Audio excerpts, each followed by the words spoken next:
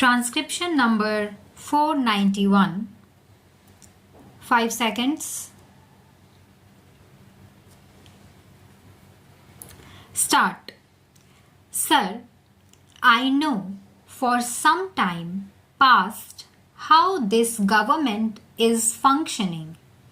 Take, for instance, the Commerce and Industry Ministry.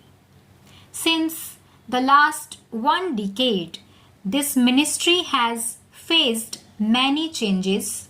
It has been changed, reorganized many times, sometimes inflated and sometimes deflated, to suit particular individuals who occupy the place of power.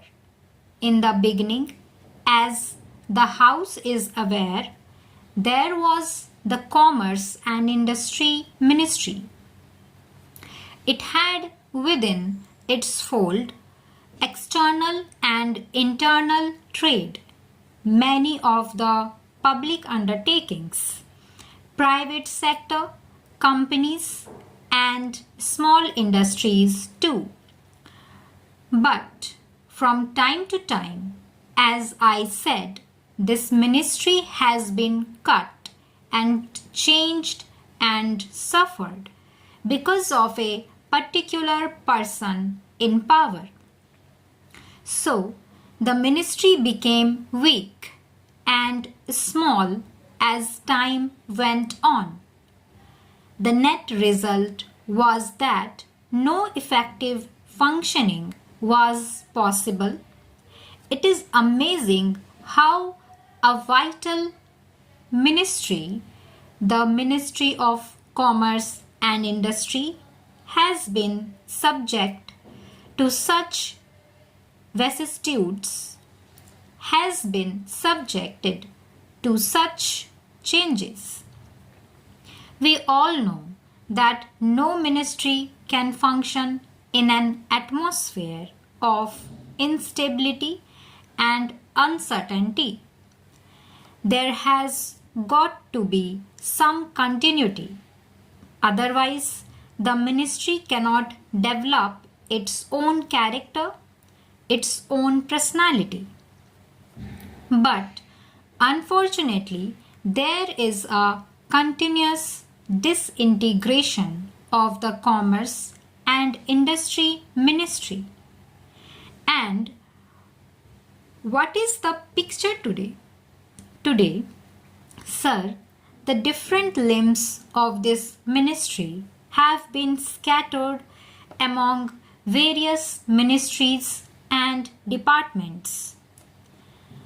The net result is that if you go to the secretariat, you will have a perfect picture of confusion. We members of Parliament are at a loss to know what is what in this ministry. We are amazed that even the officers functioning in the various sectors have no sense of responsibility because they themselves do not know their powers and responsibilities.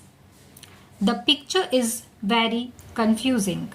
As a consequence of this confusion, which is increasing, the work has suffered, efficiency has suffered, and the importance of the ministry has considerably gone down. It has lost character and personality. We talk of industrialization of the country.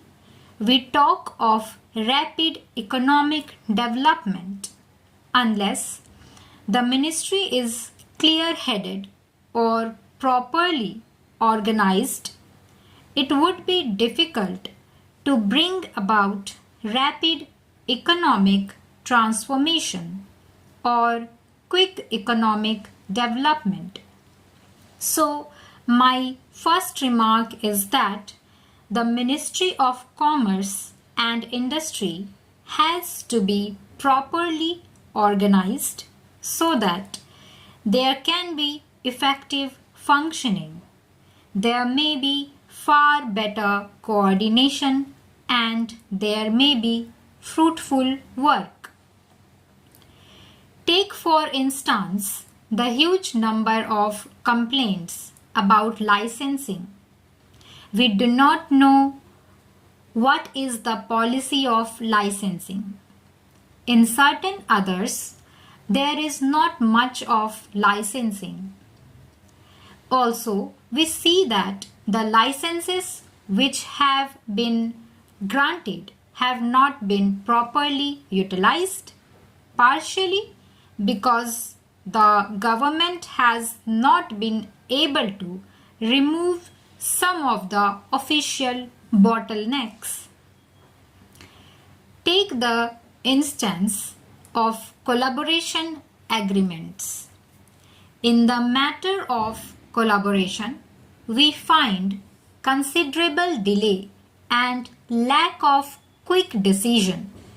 As a result, the licenses issued by the department have not been utilized. Again, take the import and export wing of the department, and there you see the same slackness, the same indecision, and the same indefiniteness about anything.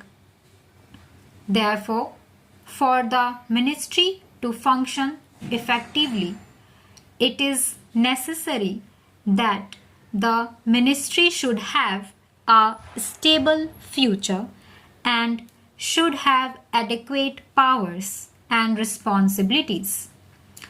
No modern country in the world can cut or slash portfolios or ministries without rational basis, but unfortunately, here and particularly in this ministry, slashing or cutting has been going on without heed being paid to the needs of development and to the needs of efficiency. I am afraid if this process were to continue, it would be difficult to create the climate and confidence which are so necessary for running industries in this country. My friend was speaking about state trading. On this question, I feel that no precise policy decision has been made by the government so far. I say this because any policy decision should be preceded by a lot of thinking, and it has to be done preferably at the budget time or before that. Now, a decision has been taken by the government that instead of one state trading corporation, there should be two. The reason given is that there is enormous increase in the work and range of activity, and therefore another cooperation is necessary, and there should be more allotment of grant for that purpose. I should like to know what are the important sectors of trade which will come under state trading in the future, and if there had been planning or a policy, certainly there should be perspective for the next 10 or 15 years as to how state trading will develop.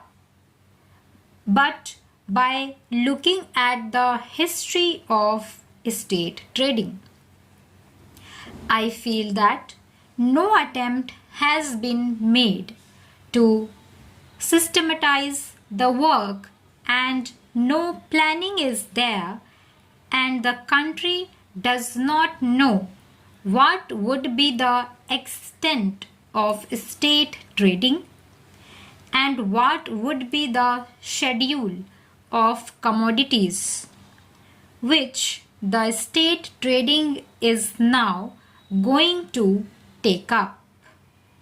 Stop.